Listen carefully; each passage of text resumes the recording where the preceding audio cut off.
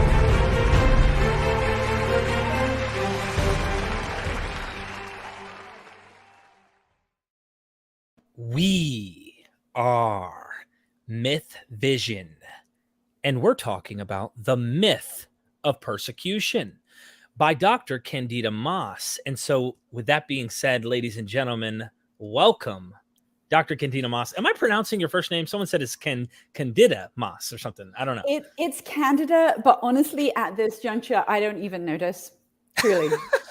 It's like 50-50. There was a song that came out in the 70s. It was called Candida. How do you fight that? Well, Candida Moss, I'll try. I'll just, Dr. Moss, let's try to, I'm just thankful that you're here on Myth Vision finally, and we can have some fun. The book you wrote a decade ago on how early Christians invented a story of martyrdom. I've never had the opportunity to talk to you about it, but I want everybody who's watching, Look, I want to put my energy into this. I really want anyone who's watching this to understand this is a must read. I am in love with the work. She has written it so well. So go down in the description, check out the link that's actually pinned at the top of the comment section, and you can get her books there. This book in particular is the one we're looking at today, The Myth of Persecution. Would you like to make a brief comment about the book? Obviously, it's been a while since you probably had to discuss it. You've written other work since then. Yeah, sure. So Myth of Persecution, I wrote when I taught at the University of Notre Dame, which, as you know, is like a very Catholic institution. And it was written during the Obama years. And at the time, I was hearing a lot from sort of my fellow Catholics at Notre Dame about how Christians were under attack in the United States, just like they always had been since the beginning of the early church. From the apostles onwards, people have always and everywhere persecuted Christians just for being Christians. Jesus prophesied this, and this has been a continual issue ever since. And oh my word, Christianity could not have succeeded against the odds were it not true. And I would think, well, hang on a sec. I have a few questions. The first is that, it doesn't seem that Christianity has been constantly persecuted, even though I too heard that in Sunday school. And I'm not really convinced that Christians are under attack in modern America, but there's a lot going on in this complex, this idea that Christians are persecuted by definition, always. Mm-hmm. And as a historian, I wanted to say that has never been true. There's been no moment in history where Christians were under constant attack everywhere. Even, let's just say, around the ancient Mediterranean in the Roman Empire, there was never a moment where all Christians everywhere were under attack. And so I wanted to address this kind of mythology that Christians are always and everywhere under attack and say, yeah, sure, there have been moments where Christians have been unjustly persecuted. And there are places in the world today where they continue to be unjustly persecuted. Yeah. But if you care about that, you have to be more historically nuanced than just say, this is just a facet of being a Christian, and use that to kind of bolster your own arguments. This is me coming from more of a pathos, if you will, using an old term. My emotions is I don't want anyone who's watching this, who's a person of faith or someone out there of any faith, to listen and think, oh, this is one of those episodes that he's just going to be critical and slap around and like abuse this old concept of martyrdom, because I know people have died. And I don't want them to think that I think that's a joke or anything like that. But at the same time, you mentioned in your final chapter, there's this kind of harmful martyrdom complex, and we'll get to that, I think, that comes from this. So it's damned if you do, damned if you don't. And I want to approach this sensitively, but also to cover the context. I want to know what actually happened and what is kind of story, what's narrative, what's fluff, what's part of their story to being invented that you're describing in the book. And so I just wanted to say that as an opening. And yeah, is this a website that you recommend people to go check out? Or yeah, I don't have control over it, but yeah, absolutely feel free to check out my university website or my Twitter feed or something. I don't think I'm as savvy as you, Derek, about my social media presence. I have a YouTube channel. But yeah, you could go to this website. I write a column for the Daily Beast that runs on Sundays. You could check that out too if you wanted. Awesome. And then last of all, everybody, please consider helping us out. This is why this show exists, because of you. Every person who helps join the Patreon, you get to see stuff early that I've completed and all the edited stuff early. Just please, if you're interested and you really want to help us out, join as little as $3 a month. You can go up from there. So thank you so much for enduring my intro here. But I guess I have some questions we can kind of go into. And the first one I was thinking of is, like, why did you write this book? And it sounds like you kind of wrote it. You already told us, like, you had all these people saying, look, everyone's out to get us. From, age old, 2,000 years ago, we have been under persecution. We have been under this martyrdom that, well, we've had martyrs because of being persecuted and purposely attacked because of our Christianity. Did I categorize that correctly? Or? Yeah, I'd say that's correct. And the problem with that isn't that people think that they're persecuted, but that when you think that you're persecuted, persecutors by definition are attacking you for a facet of your identity. It's illogical, it's irrational. In sort of Christian language, it's demonic. This is the kind of thing that Satan does. Satan persecutes you. And you really can't have a reasonable conversation with a persecutor. You can't negotiate with Satan and sort of compromise. That's just not the kind of apocalyptic mindset. You can only fight. And I think the problem when we use the language of persecution sort of in this very liberal, exaggerated fashion is that then we find ourselves in that bind. And then we can't have reasonable conversations with people who responsibly disagree with us. And we should be able to do that. So I think the issue isn't that, as you said, there were martyrs. Christians have been persecuted. But once you get into this kind of martyrdom complex, this kind of persecution mythology, well, then not only are you sort of misrepresenting what's happening around you, you're actually obscuring real persecution. Because if just because someone disagrees with you, they're persecuting you, well, then now everything's persecution, which means that nothing is, which means that people who are actually persecuted are sort of being erased. So this has not only religious implications, but you point out in your book in the opening, you don't spend too much time. You're pointing out in political senses, this plays a significant role, especially with Christian America. Oh boy, do we love to say, back to our founding fathers in a Christian nation, hallelujah, this whole notion is built into what I hear a lot of conservatives say today. So I think that plays a role in this writing of the book, but you get down into the history, and I find that really interesting. So I wanted to ask some questions as we go along, and take me wherever you want to go. Is Christianity the first to have martyrs? Are there pre-Christian examples of pagan and Jewish martyrs? Of course, you have chapters in your book. I recommend they go read, but yeah. The answer to that is not even close to first. So Christianity gets its idea about martyrdom, about that it's a good idea to have something that you would be willing to die for, whether that's country, if you're in the military, whether that's your family, whether that's your God, whether that's your city-state, if you're an ancient Greek, whether that's your philosophical principles, if you're Socrates. Everyone in the ancient world who lives in a world where people die young, sort of 50% of people aren't going to make it to what we call adulthood. They have all thought about what dying is, what it means to die, and what it means to die well.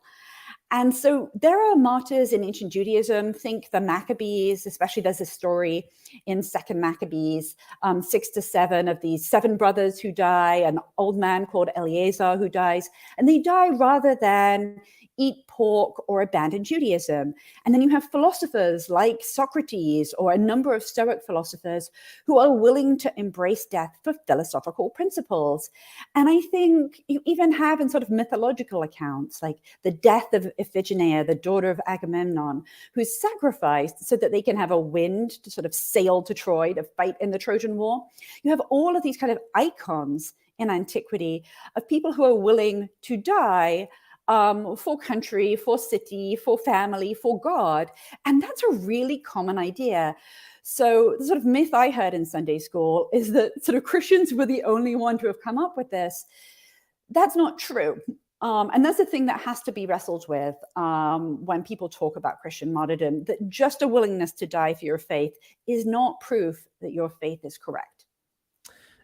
I got like my hairs actually, and I'm not just saying this, my hairs on my arms stood up while I was reading these passages that you talk about in your book about pre-Christian martyrs, because first of all, I had some music going in my ears that kind of gave me a vibe, but it was like kind of like a, I guess, being sensitive to that kind of feel that we would get from martyrs and whatnot, this idea of someone sacrificing themselves on behalf of a greater cause, whatever that cause may be. Mm-hmm. And something that came to mind when you were talking about Achilles' own death, or talking about what is her name?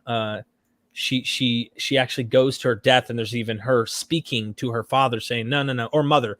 She's like, I want to die. I'm going to die.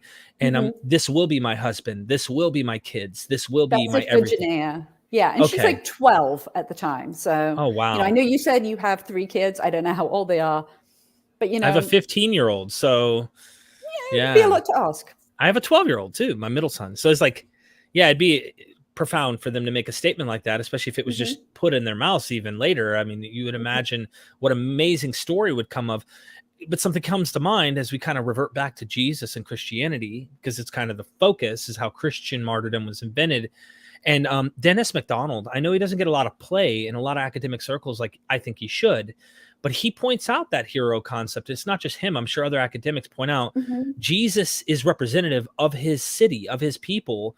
And when he dies at the hands of his own people, they fall, just like what we see here in Troy.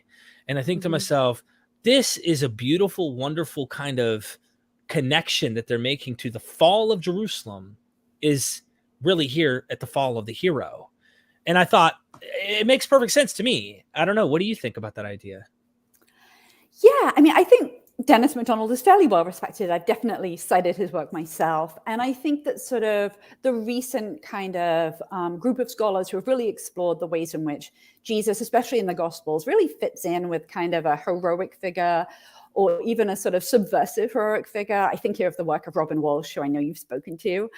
I think that's really important and interesting. I think what's striking about Mark is that the death that Jesus dies could not be further from a hero's death. And I think that people who are Christians who go to church, the sort of brutality of the crucifixion has been sort of like very softened for us just by familiarity. You remember at the beginning of the pandemic, we heard about all of these deaths and we were shocked. Thousands of people were dying. By the time 500,000 people were dying, we're like, yeah, 500,000. Because we had become inured to the violence. And that's sort of what has happened to us with the crucifixion. When you read the Gospel of Mark, that is a brutal death. Unlike the death of Iphigenia, unlike the death of Socrates, the Gospel of Mark wants you to feel the pain. The connection between the death of Jesus and the sort of fall of Jerusalem that you sort of alluded to, that is a Christian idea that develops out of it. This sort of understanding that God allowed Jerusalem and the temple to be destroyed because Jesus's own people, as a Jew, other Jews had rejected him, the Messiah.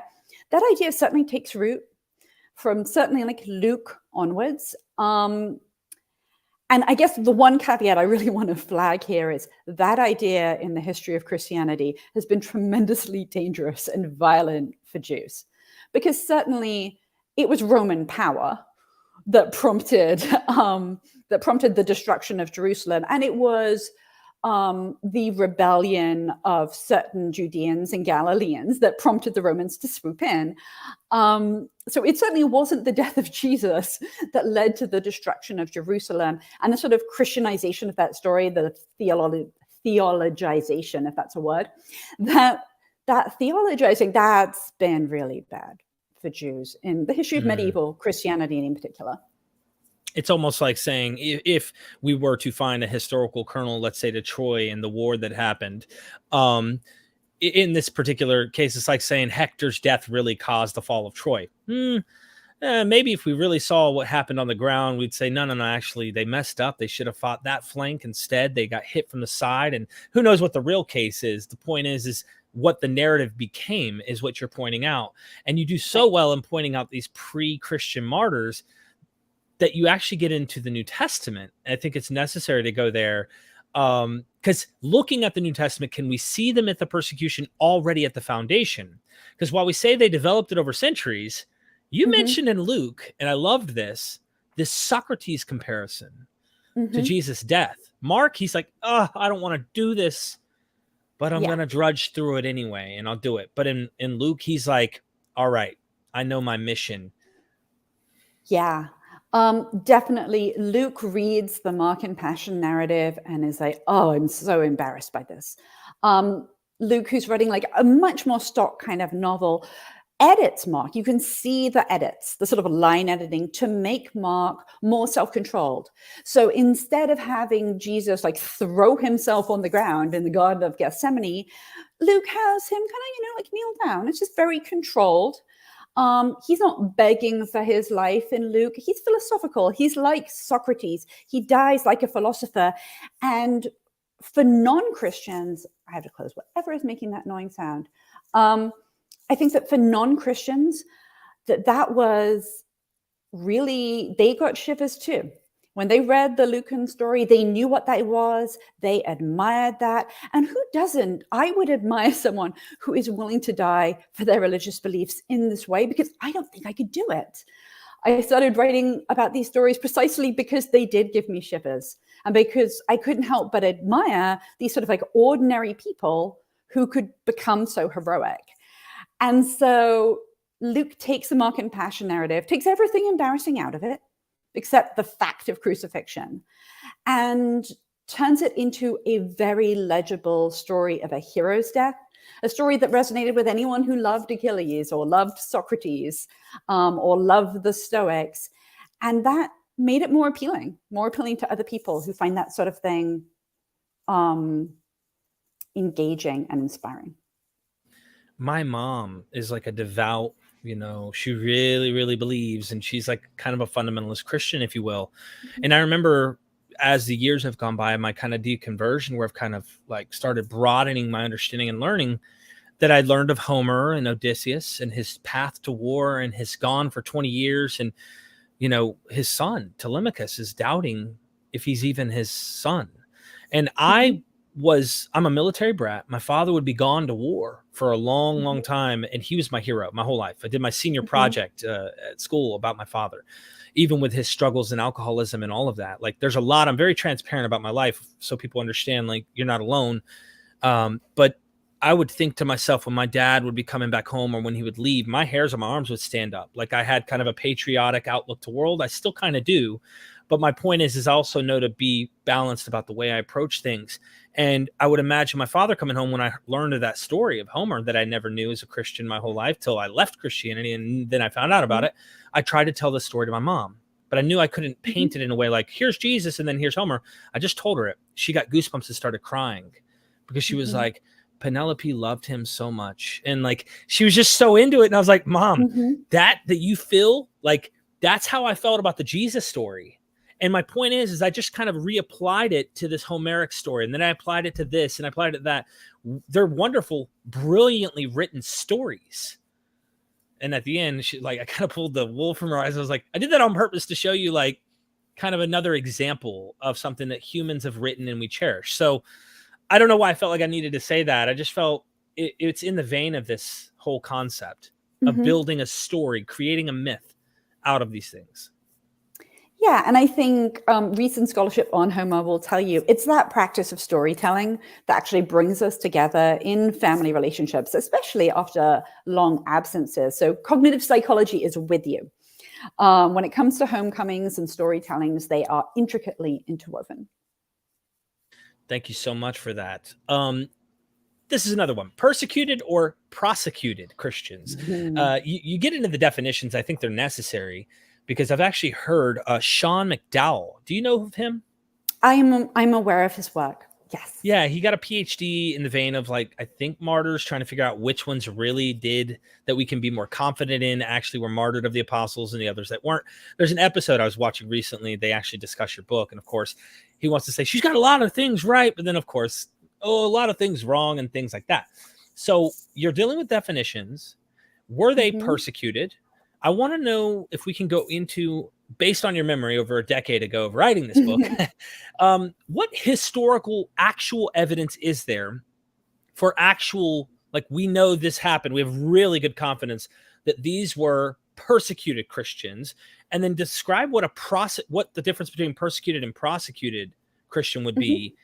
And that might help lead us into how we would sift through history and understand this, because I know people, just to make a comment, whose children committed a crime. They defended their child no matter what, even though they committed a crime, and saw them as martyrs. And I'm thinking to myself, like, dude, he robbed the grocery store at gunpoint. The poor innocent person behind the desk is handing money out of the cash register, but their family sided with him. He committed a crime in this case. Right. Anyway. Yeah. So let me say something that's going to sound really counterintuitive to people. You can die as a martyr without anyone persecuting you.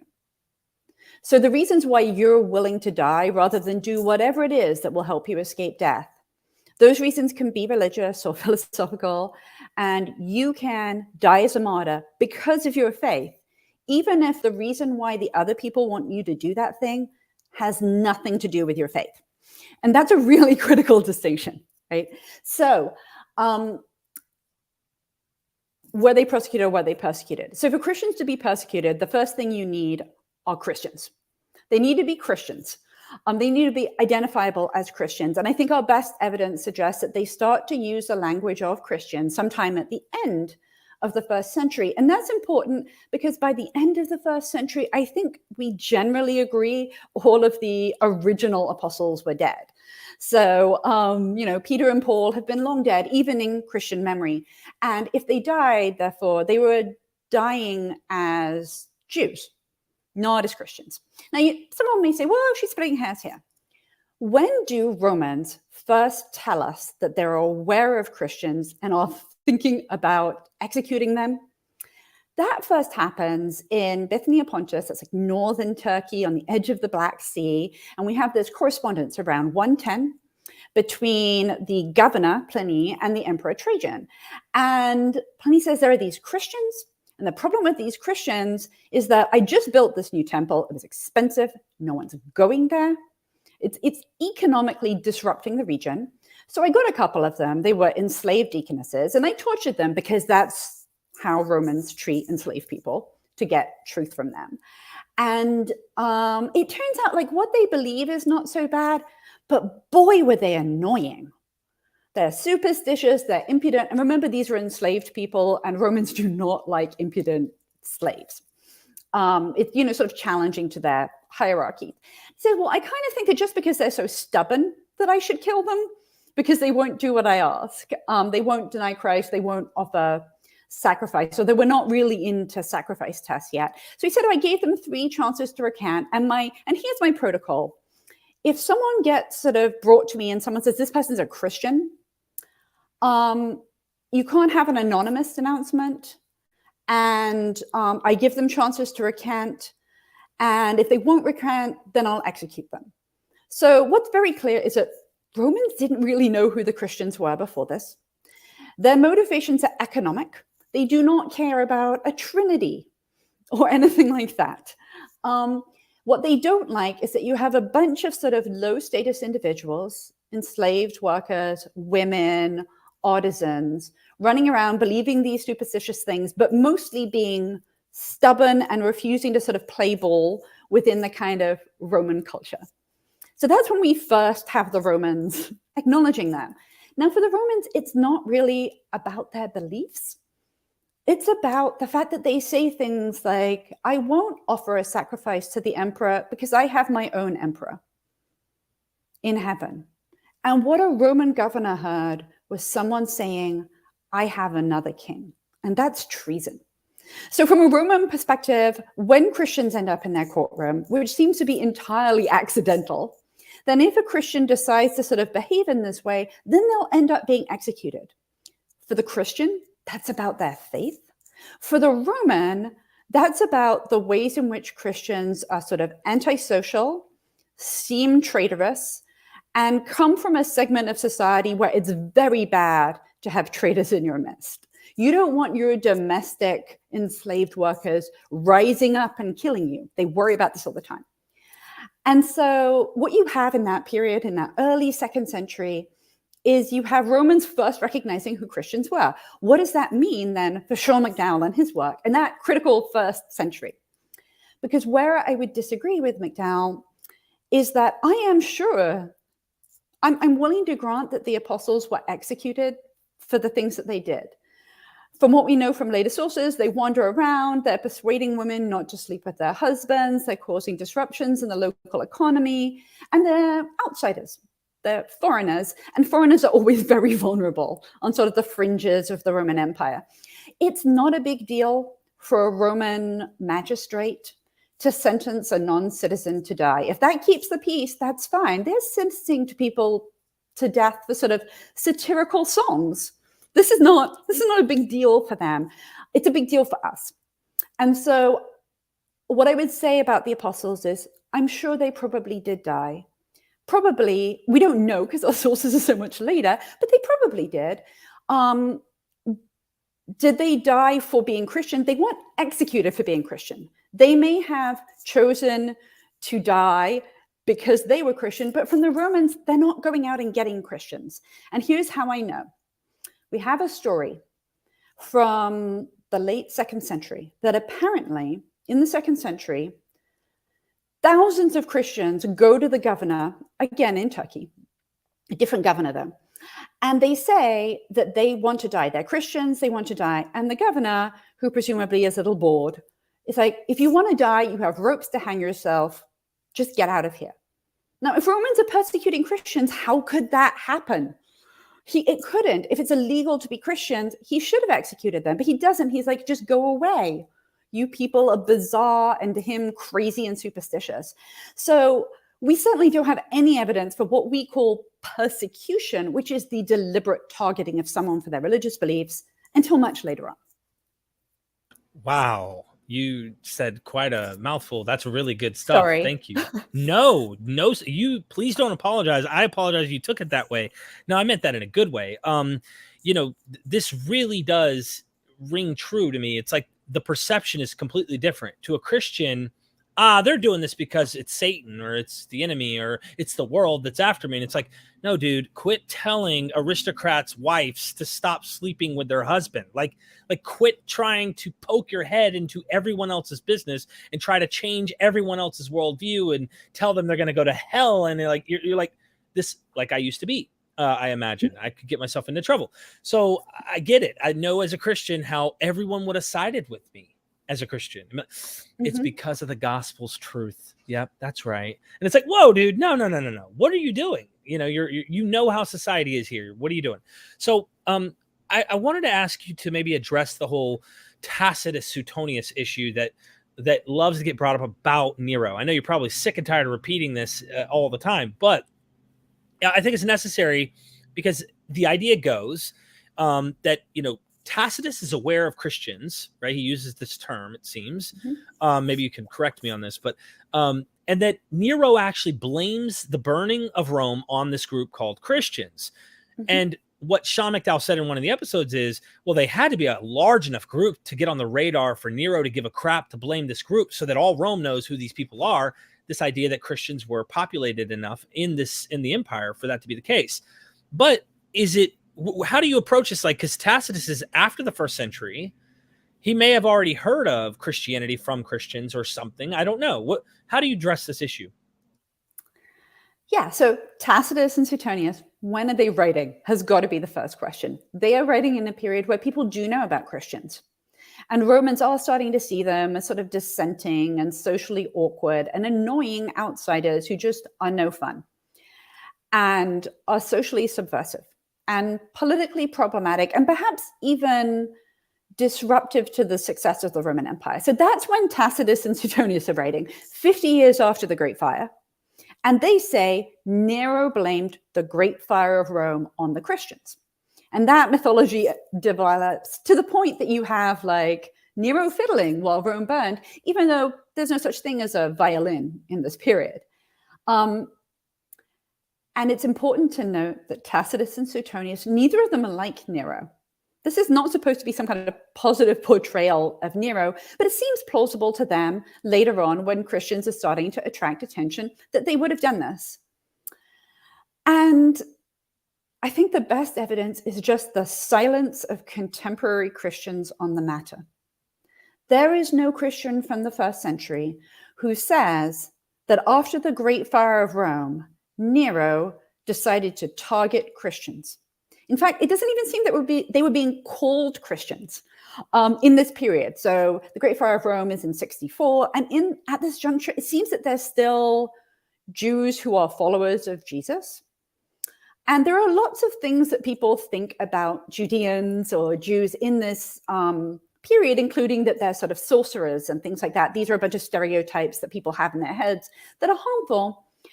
But it doesn't seem that they're calling themselves Christians. And if there are no Christians, how is Nero targeting them? And no Christian sources are telling us that Nero did this. So 30 years later, we have a document called First Clement because it's attributed to Clement of Rome. We don't know who it's by, in actual fact. And it says that Peter and Paul died in Rome, and they're supposed to die because of the Great Fire or something in this kind of episode of hot persecution. It says that they died because of jealousy. And the Greek word that's used there for jealousy is interesting because it usually refers to sort of insider jealousy, which implies that they were sort of betrayed by someone within the Christian community. No mention of a great fire.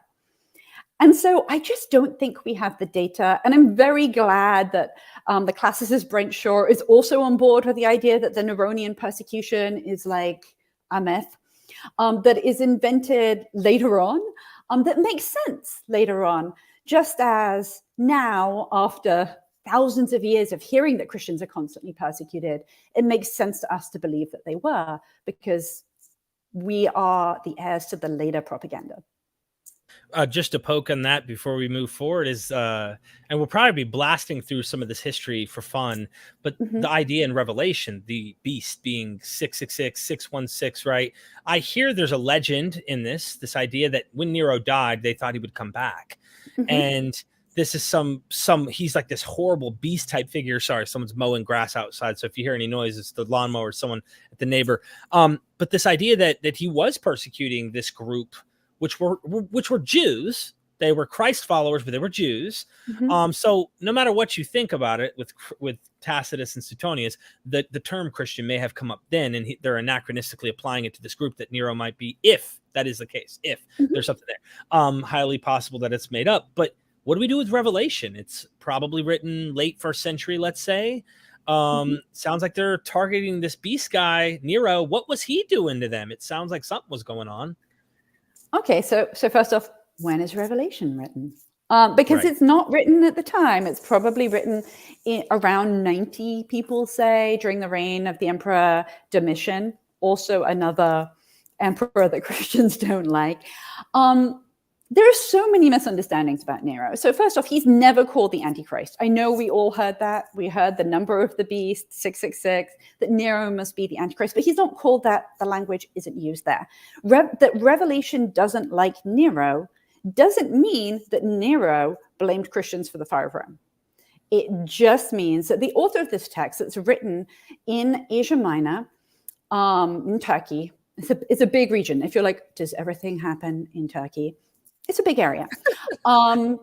and it is like one of the first areas that Christianity really spread in, that author doesn't like any of these people, thinks the end of the world is coming, but also is living later on. There's a myth about Nero returning in both Christian sources and non-Christian sources. And there were several people who claimed, or who others claimed, were sort of Nero redivers, Nero back to life.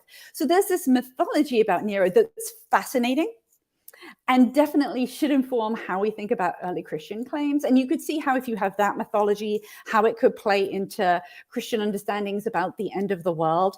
And those were real sort of political military gestures. When you have someone claiming to be Nero and gathering troops, that's a different thing than a beast from an apocalyptic story that uses a lot of symbols. Okay. What are, I guess, to get right to a real fact that happened, what's the earliest that you can think of account of real martyrdom that happened? And maybe you can give us where you start seeing like overwhelming legend develop about martyrdom. Okay. So I think that a small handful of Christians are probably dying all along. They attract attention. Then they end up in a courtroom. They say things that to a Roman magistrate, it just sounds like treason. And treason is punishable by death, as it has been for actually most of the Common Era. Treason is punishable by death in many countries, even, so-called civilized countries. So it's not unusual that Romans would execute Christians for sedition or treason. That's not that unusual. And when you consider the things that Romans will kill Christians or anyone for, that's not that strange. So I think there's a small handful dying throughout. When do things heat up? Well, the first period that people can really talk about is in 250, the Emperor Decius, or Decius, depending on how you learned your Latin. He's facing a ton of sort of military pressure, especially on the Eastern Front. And he wants to sort of like rally people around him. So he has this sacrifice test. And so everyone has to go. They have to sprinkle some incense. And when I say everyone, I don't mean like women and children, just for the head of household, probably. They have to sprinkle some grains of incense in a flame, say a little thing about their loyalty to the emperor, and then they sign something. And they get it, and they receive it back. And for the longest time, because of Christian history, talking about this horrible persecution by Decius, we thought that this was deliberately targeting Christians. And then in the last 100 years, as people have been digging and have found old papyri with documentation, we started to turn up actual copies of the documents people got for participating. And we have found examples. They're called libelli. It just means like little books. And we have found examples of these libelli that involve sort of Egyptian priestesses. So they had to go and participate in this, which means it's clearly for everyone. Will Christians die more regularly than other people? Of course they will, because many Christians felt that they couldn't do that was a violation of their religious beliefs. But Romans weren't targeting them. It was that Christians fell afoul of this legislation that was really about social and political unity. But Christian history has remembered that event differently. About 7 years later, in another period of kind of military struggle for the Roman Empire, you may be sensing a theme. Romans get interested in Christians around the time that they're struggling militarily, or when emperors feel vulnerable to political forces. Then the Emperor Valerian actually says, I think that we will do better in this war against the Persians if we make Christians come to heel, if they have to sacrifice to the emperor. And by the way, if you could get all of the Christians in my household, in the imperial household, maybe just like send them to like, our estates in the country, or just get the Christians out of like high leadership positions, then that would be better. So he sends 2 letters doing that. That's the first time that you see a Roman emperor say, Christians must do this or die. And what you'll notice is there are actually Christians in his own house when this is happening. So Christians aren't underground. No one's hiding in catacombs in Rome at this juncture. And then where we see... Like, how did they make it up there if that's the case? Yeah, good point. Exactly. And then, and by the way, this is like 7 years after the so-called Decian persecution. So in this 7 years, wow, have they climbed to the top of the sort of Roman hierarchy very quickly. And then the real persecution. I'm going to say there is a period in Roman history where we see something that is what we mean when we talk about persecution. And that is under the reign of the Emperor Diocletian, who issues a series of edicts, beginning with bishops and priests and church leaders wanting to burn books and destroy churches. And then finally, all Christians must sacrifice or die. This lasts for about 3 years. And there are all kinds of legal ways around this. Just as today, people can find legal ways to maneuver around their religious beliefs, people will just have power of attorney to someone else so they don't have to swear oaths. And also, they will just not show up. So in the Decian persecution, there were people who had to flee because they were high-profile Christians. There were people who did end up in courtrooms and ended up dying.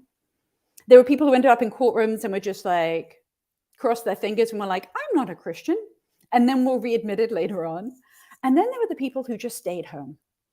And they were probably the majority of Christians. They were just going to stay home. I feel good about myself. I didn't sacrifice to the emperor, but no one asked me to. It's only in 303 to 304 that anyone is actually explicitly saying, you have to come sacrifice to the emperor. And that legislation was very unevenly enacted. So if you were in what we call the Greek East, if you're in what is now called the Holy Land, if you're in Syria, if you're in parts of Turkey, there seems to have been more enforcement of this regulation. But according to Eusebius, the church historian, and there are reasons why he says this, if you were in France, no one died. And so that's when you really see persecution, but it's not everywhere. And it doesn't last very long, which doesn't mean it's not terrible. Obviously, your family member dies. That's terrible. But it's not everywhere, and it's really just that brief period. It's also interesting that we could add that many Christians probably did go and light an incense to the emperor as well. So while there's probably some that didn't show up, there's a lot with common sense who said, I could just ask God to forgive me or whatever, and or whatever it might be. In every period of political pressure, there have been Christians who have said, I don't think this is that much of a big deal, and have just gone ahead and done it. And they might legitimately have just thought, well, it's not that much of a big deal. It's really, really interesting to hear it from a non-religious angle, because, of course, persecution is like the root. It's one of the hearts of the Christian message, is that you will be, persecuted for my name's sake. Take up your cross, as you say in your book, literally meant like you, the apostles here, are going to follow me. Now, I wonder if this is written after some of them have actually died. And it's like saying, take up your literal cross. So when Christians are saying, I'm following Jesus, I now look back and go, how serious are you following him? Are you literally going to die for him? Are you going to die? Now, of course, that makes you wonder, like, was Jesus's death himself really a martyrdom from persecution, or was this guy cleansing a temple? Let's say, if you give that kind of historical kernel there, here's a guy going and disrupting the rights to the temple, which were practically ultimately owned by Rome. And here is him, if this is historical, big question mark, like, do you call that persecution? Is that really martyr? I mean, I guess you say he became a martyr because he's like, I believe in what I'm standing for. But at the end of the day, he got himself into that in a way. So, I mean, certainly, I think probably the Romans would have agreed with you. But I think, to my mind, when we say persecution, we're attributing intent on the part of the persecutor. And what's the intent of the Romans who execute Jesus? Because it seems to me that it's Passover. There, let's be conservative and say 100,000 visitors to Jerusalem for Passover, religious pilgrims. And here's a guy kicking up a fuss in the temple, creating a scene. And as we know from the fact that the Romans eventually do destroy the temple and the numerous kind of military skirmishes we have before then and after then, the Romans are worried about rebellion. They are worried about sort of uprisings in the provinces. And there are many such uprisings in Judea. in the sort of 1st and 2nd century. And so then there's Jesus kicking up a fuss. And what Pilate has to worry about is that there are all of these extra people. Does he even have the manpower to put down a rebellion? Passover is about liberation from enslavement in Egypt. How easy is it to get from Passover to oppressive domination and rule by the Romans? That's a half step, right? You're right there. You're sitting there thinking about liberation from a tyrannical regime. And then there's a guy creating a big scene. From Pilate's perspective, it's just expedient to execute Jesus, a non-citizen, just some guy from the Galilee. And I think if you had asked Pilate the week after what we call Easter, hey, you remember that Jesus guy? He probably would have been like, who? What guy? It would have been just like your average Friday for Pilate. That's just a way to keep law and order in a politically tumultuous region of the Roman Empire. Wow. Okay. You have had plenty of time with me, and I have way more. I have so many questions, by the way. Let's get some super chats so I can at least have you enjoy the rest of your evening. And then maybe one day we can do this again. Fingers crossed. Scott Daniel, thank you for the super chat, my friend. I seriously appreciate all the support, and thank you for being patient, everybody. There's so much more we could have got into, but I really want to get to you. So to what degree can we tie the Christian martyr complex to the Pauline theology of the archons and worldly powers dominating the cosmos? Yeah, great question, Scott. Yeah, so I'm glad someone brought up Paul, because Paul is all over this. Paul exhorts his communities to imitate him as he imitates Christ. He talks about himself suffering in this Christly way. He wants other people to do it. He definitely has this sort of apocalyptic binary between a sort of spiritually harmful influence on worldly powers that is harming him and attacking him. And he definitely has, before its time, something of a martyr complex. If you look at just the spectrum of what Paul says about himself, he talks about himself as sort of persecuted for Christ, and suffering, and he talks about himself as enslaved to God. And this is where I think those comparisons are useful, because he's not enslaved to God. He's wandering around just fine. He's not actually enslaved, though he believes himself to be actually enslaved to God. And so when we see Paul talk about being persecuted, and we see him bringing up this kind of theological framework of worldly powers in the cosmos, which we could tie to Stoicism if we wanted to, or to a range of different kinds of religious or philosophical schemes, then I think that we can see Paul as certainly sowing the seeds for what is going to become a dominant element in Christian identity, which is every Christian, as you said. Every Christian should be prepared to embrace martyrdom for Christ. That's just a part of being a Christian. And that's a very almost banal part of being a Christian, given how ubiquitous it is.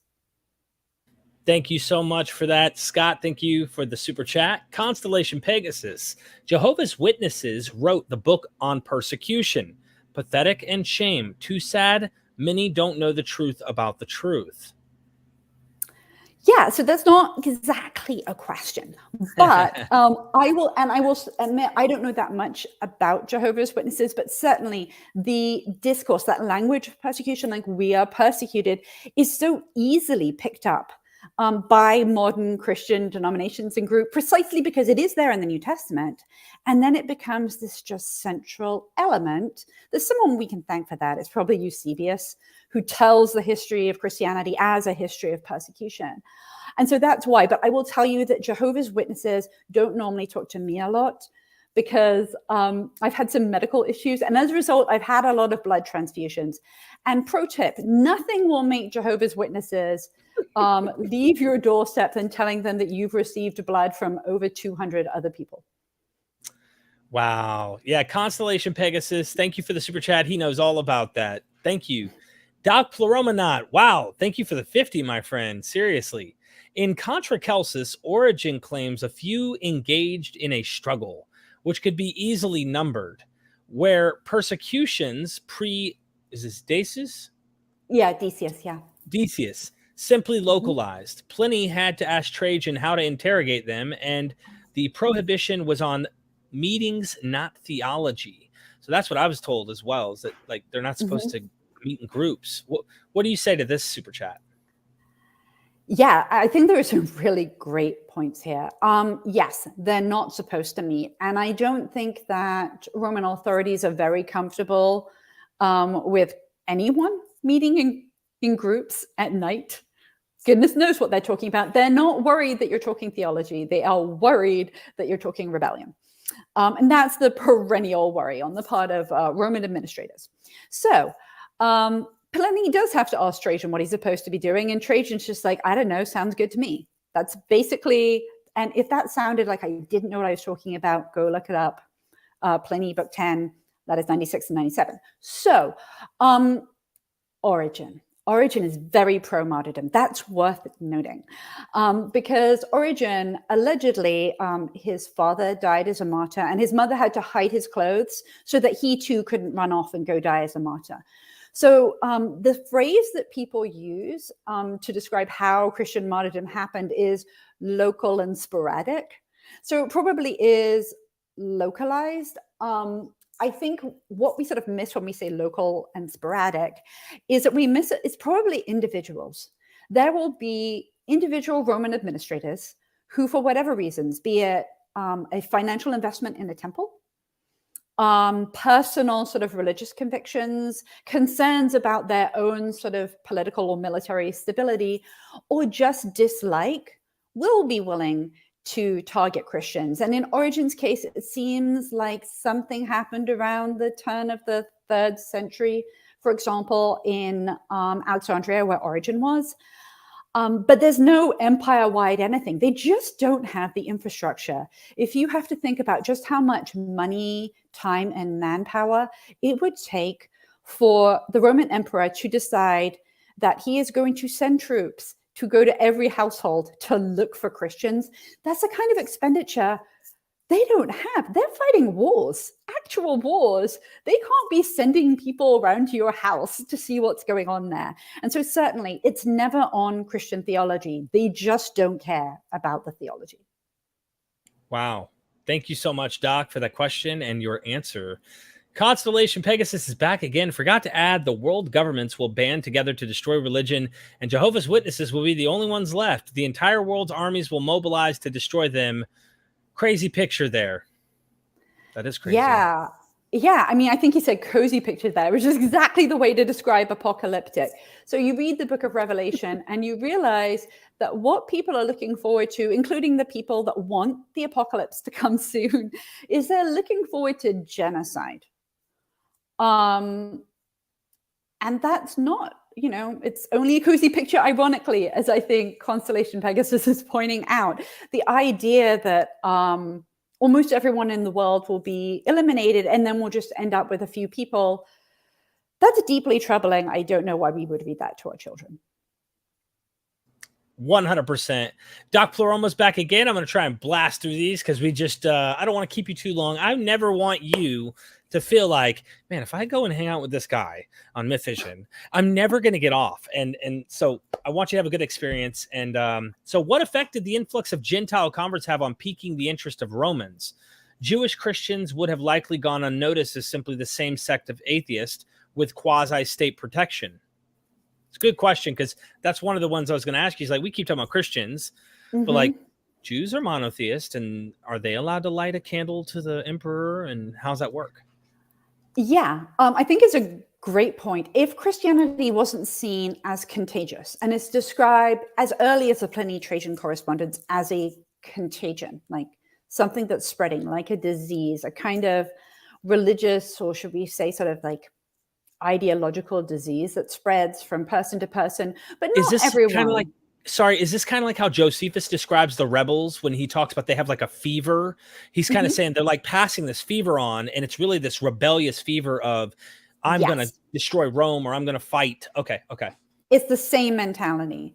That's why you have to be afraid who you spend time with, because you might catch some terrible mental contagion from people.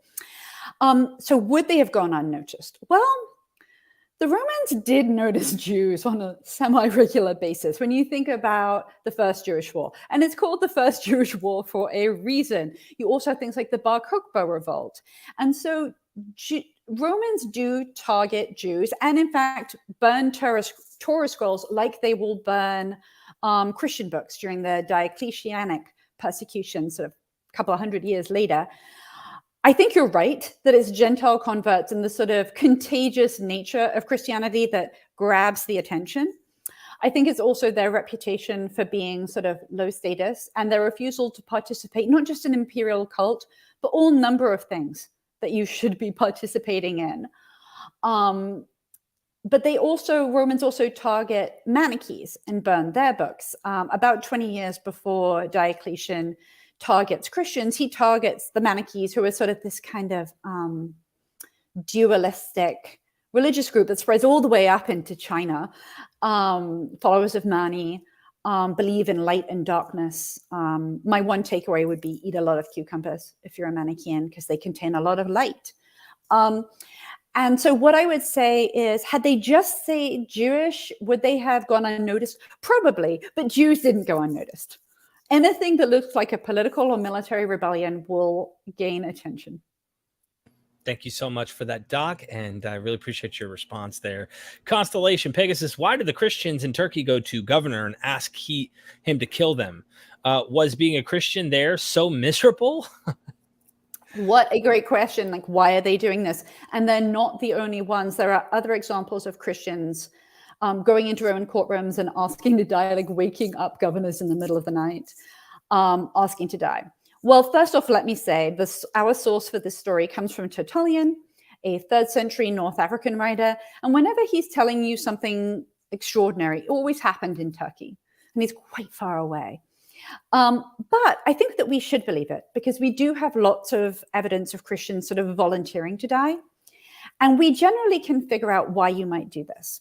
What I always say to people is martyrdom makes logical sense. I don't know how many Christians truly know this, but in sort of basically Christian theology, you die, you do not go to heaven. You get buried, you wait in the ground until Judgment Day, and then you will be judged on that day. Martyrs, however, go directly to heaven. They skip the period waiting in the ground while they're dead before they get resurrected from the dead at the end of time. They also skip any kind of purgatory if you're a Roman Catholic. That's a later idea that certainly is not in the Bible. And for the Roman Catholics out there, I say this as a fellow Catholic. I'm just saying it's not in the Bible. But so most people have to wait until the end of time to go to heaven. And then there's a period of testing and you might fail. Like, what if it turns out they open up the book of life and, oh, you shouldn't have cheated on your taxes? Martyrs go straight to heaven. And there they receive incredible rewards, a seat on the throne of God, apparently. They get to judge the people who executed them, which if you've ever had like a high school revenge fantasy, absolutely, as someone who was kind of nerdy in high school, I would love to like show up and have them see that things worked out for me. In other words, what I would say is martyrdom is just good investing. As several martyrs say, it's 1 hour of pain to avoid an eternity in the inferno. Who wouldn't choose that? Who wouldn't say, I'll take an hour burning in flames versus forever? So if you really believe that, martyrdom makes sense. So if you can seek out martyrdom, if you don't have a prohibition on suicide, which Christians prior to Augustine did not have, martyrdom just makes sense. It also is interesting to note how they made them into legends. So you kind of wonder if there's like a double-edged sword in an amazing way. It's like, look, not only do I get to go to heaven, humans on earth will always immortalize me and know me. Just like when you were talking about Achilles. Achilles had a choice to die or to kind of go off and never become immortalized, eternalized in history, where everyone will know of him and his fame and whatnot. And I always call this the selfishness. It's like, oh, I'm going to be the most selfish. I'm the most humble. I'm the most. And it's like, yeah, but make sure I'm known. Give me the most fame of being the most humble. That's the kind of mentality I feel like martyrdom brought to a lot of people. Yeah, the extent to which they knew that would happen is up for debate, right? It seems like you become a martyr if people believe that you were one. And that feels dicey. You know, we all hope that people will remember us positively after our deaths. But what if you died as a martyr and no one wrote down your story? You still get to go to heaven. But yes, if you hear those stories and you hear, and this is the propaganda machine around martyrdom, if you're an early Christian or even a contemporary Christian and you read these stories and find them inspiring, those stories for you are teaching you how you're supposed to behave if you end up in a Roman courtroom. And you're supposed to model that behavior. And you hope that if you do that, that you too will get to be a famous martyr or Instagram influencer, whichever. Thank you so much for that. Aaron, thank you. Pastor Lambert, thanks for nurturing your flock with the recent quality shows. Thank you, Aaron. I really appreciate that. Well, yeah, I do, really do. Apollos, Christian Apologetics, thank you for the super chat. 100% great insight from Candida Moss. Targeted emperor-wide persecution is not the same as happening to be martyred. What other groups would you propose have been blamed for the fire by Nero? I'm sure that Nero, so there were a couple of quarters of, they weren't quarters, but a couple of districts in Rome that did escape the fire. And so probably residents of those districts. And they did happen to be districts of Rome like Trastevere that were heavily populated by Jews in the 1st century. So probably Jews. It wasn't the first time that a Roman emperor had been troubled by Jews. So like Emperor Claudius was worried about them. Jews had been sort of ejected from Rome alongside astrologers and mathematicians. So I think probably it was Jews who died, but I'm sure they would have rounded up anyone they found sort of morally suspect. So sorcerers, and that's a very loose definition because one person's priest is another person's sorcerer. But anyone who could sort of fall under the sort of not officially sanctioned religious groups, anyone who was seen as sort of morally subversive. Now's a great time. Now's a great opportunity to get rid of your enemies. It's also like right there close to the climax of the Jewish-Roman war. So it's like, you know, Jews might be heated. I mean, there's definitely something going on in the air. So thank you so much for that. Chendi, do you see Christian persecution complex as some sort of narcissism? Thank you, Dr. Moss. And I read your book and is rereading it as I love your book. Thank you. Oh, thank you so much, Chendi. So I once spoke to a psychologist who told me that, I cannot remember the name for it, but there's a psychological term for what happens when you have a lot of power and authority and you lose a little bit of it. And psychologically, how you feel like everything is crumbling, even though you just lost a little bit of power. That, and maybe some of you experience this when you're investing in the stock market. You know, it's sort of like you lose a little bit of money and it feels very panicked. This is me. This is why I can't be in finance. It's certainly where I think it crosses into narcissism is where you see modern Christians claiming that they're persecuted because people just disagree. Or because they're not allowed to enforce their norms on the whole of society. And I think this is really apparent to me here in America. So you may be able to hear this still. I'm originally from England. I do have dual citizenship, so I can call myself an American now. But here in America, there are a lot of people who see themselves, this is a very Christian country. I know that people say that you have a separation of church and state, but it is a very Christian country. And as lots of people will point out, all the founding fathers are Christian. And yet, just like small losses of power will send people spiraling. But what I think is really interesting is I wrote my book, as I said at the beginning, during the Obama administration. It was sort of the wrong time to write the book in terms of how right-wing Christians felt about themselves. But it was sort of the best test of whether or not I'm right or wrong. Because as we all know, Obama leaves office, President Trump was elected, and he definitely sided with conservative members of the religious right. And we now have a Supreme Court that's predominantly conservative religious, as we now see. And you would think, given the fact that now it feels like Christians are much more powerful in America as a political force than they were during the Obama years, that people would stop talking about how they're persecuted. Surely, it looks like Roe v. Wade is going to be repealed largely because of the advocacy movement of people who are Christian and highly religious. And I'm not making a statement on abortion. You can oppose abortion and be an atheist on philosophical grounds. But my point is this.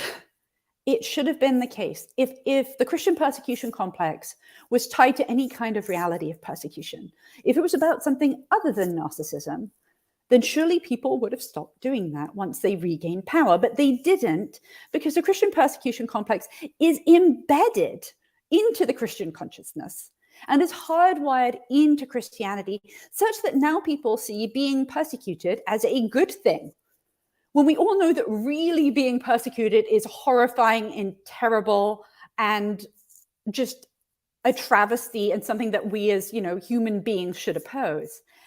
And so I do think that it has now been so embedded in Christianity that there's a sort of pride, a kind of narcissistic self-absorption that goes along with claiming that you're persecuted.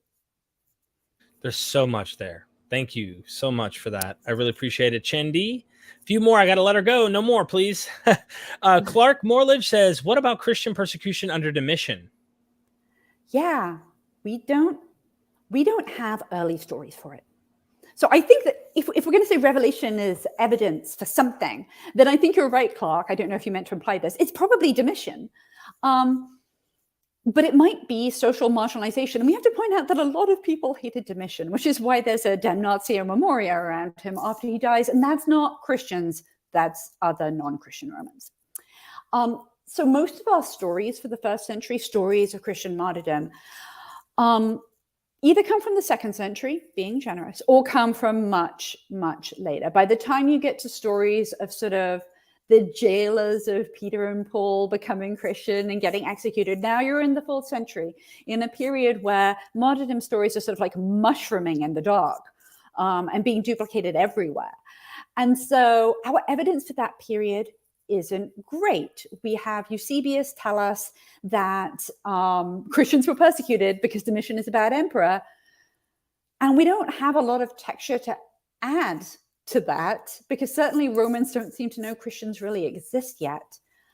I will say that the execution of a single member of your small community is going to have a profound traumatizing effect on your community.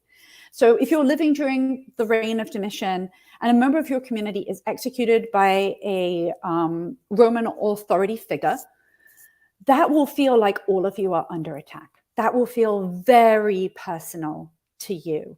And I want to respect and honor those feelings, just like I want to respect and be sensitive to the remarkable behavior and conduct of people who did die as martyrs. But that does not mean the Romans were persecuting them. It's also like a way we read these texts, because we want to put ourselves into them. Like I'm reading the letter to the Galatians, and like if you talk to Christians, that letter was written to them. It's almost like this letter is their letter. And it's like, no, this is like really like this probably home church over here in Galatia. And you have made it planet Earth all of a sudden. So reading into these persecutions, well, you persecute one of them. What does some of the texts say when Christ appears to Paul in Acts, the historical fictional book, Acts, where he's like, why do you persecute me? What do you mean? Who are you? It's me, Jesus, but you're persecuting all these, my followers. So you put yourself into the story, or you put yourself into the text. And so it makes me wonder if, even if there was some type of thing that happened, one or two, you did it to all of us. And it's bigger than what, it really originally probably was. Right, which is thoroughly consonant with Pauline theology of the body, right? We're all one body. So if you kill one member of us, that is an attack on me, right? Because we're all one body, we're all one community. So within the kind of framework of how Christians think about themselves, it makes perfect sense. But that universalizing tendency that we have with stories written to small groups of people who are very different than ourselves thousands of years ago, now that we're powerful and wealthy, that's the problem, the universalizing of a story that wasn't written for us. Right. Okay, one more super chat. Doc Pleuromanat says, last one, after Constantine's legalization of Christianity, how did church father discourses on martyrdom adapt to fit the new circumstances? So pivoting from the ideal death to the ideal life. Doc Pleuromanat, I feel like we should be friends. This is a great question. Yeah, so you don't have martyrdom. It's this thing that you get these amazing rewards for. And now the opportunity is gone. Well, there are some Christians who go out and try to get martyred anyway. They go to pagan temples and destroy them. And actually, a council of Christian bishops at the Council of Elvira have to tell Christians, stop doing that. The gospel does not teach us to go into pagan temples, kill a bunch of people, and hope that we die.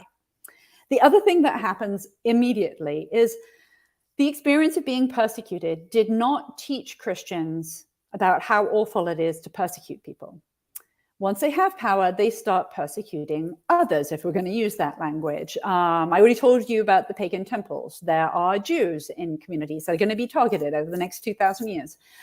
And then there are going to be groups within Christianity. As there are divisions in certain groups, now Christians have power. They can appeal to the emperor to send in troops to eliminate people who are also self-described Christians who are schismatics or heretics. The classic example here is the Donatist Church in 5th century North Africa. But then there are others who are like, let's just put aside the dying. Now what? So then you get what some people call green martyrdom or white martyrdom. So monasticism, become a monk. These sort of lifelong sort of self-sacrifices of your worldly goods and things. And that is sort of worthy of the same kind of rewards. And that's basically the expansion of the rewards of martyrdom to other categories of human beings. And that's how we get sort of now the sort of modern definitions of what a saint is. They're not just someone who died. They could be someone else. It was noted very early on by Clement of Alexandria in the 3rd century that it is probably harder to live your whole life as a good Christian who does all the things you're supposed to do than to just sort of like put on a good show in a courtroom and be executed. He thought that would be harder. And while I'm not sure that's entirely true, it is very hard to live a life of complete obedience to what the gospel demanded of people, including giving up your belongings. That's tough. Wow. Doc, great question. I seriously appreciated this episode. I haven't said this. Yes, I have. Go get the book. Literally, I pinned it at the top. I got goosebumps multiple times reading it. It was just so well written. I highly recommend anybody to go follow her on Amazon. You can go to the link in the description or what's pinned in the comment section. Get it on Kindle, hardcover, paperback. Spread the word. Share this video out, especially to your Christian friends that are out there. I think Sean McDowell might even appreciate us bringing it up. I'd love to talk to the guy. I have some critical questions I have for him. You know, we can have a friendly conversation because he seems to imply that, you know, your definition of martyrs, where you go back actually to point out this just simply meant like a legal witness in the court, and it gets recoined and redefined by Christians, of course, to be kind of monopolized by them. But this idea that he wants to say, look, these are witnesses literally of Jesus. Here, the Gospels are witnesses of Jesus. Here, multiple witnesses. And I'm like, there's only one person. And even we aren't even sure. We have good reason to think they probably aren't actually people who met Jesus. And that's Paul. Like, who else do we know with any absolute confidence actually knew the guy that's writing any letters or writing anything, really? It's an excellent question. You know, our earliest sources come from someone who never met him when he was alive, and who seems to disagree with everybody who did know him when he was alive. And as Christianity is really Pauline Christianity, he does win. There are some interesting questions to be raised about whose message is being preserved. But if you're a Christian and you believe in Revelation, this is not a problem, because Jesus appeared to Paul in a vision and told him then. I can't tell you how much I enjoyed this episode. Please, everybody, get the book and then check out her website, which she says she has no control over. You are still at Notre Dame? I moved to the University of Birmingham. I'm the Edward Cadbury Professor of Theology there, like the chocolate, which was a big draw for me. But I'm based in Manhattan most of the time. That's amazing. I hope we can have you back. We were really honored here at MythVision to have you. Consider the Patreon, of course. Help us if you enjoyed what you saw today. We're going to keep bringing these amazing interviews. And is there any final words you would say to somebody who's like embarking the subject matter, or any of your works, maybe something you'd want to recommend to the audience as we're exiting? Yeah, I like to strike a balance between, I don't think Christians they're not crazy and they're not a bunch of liars.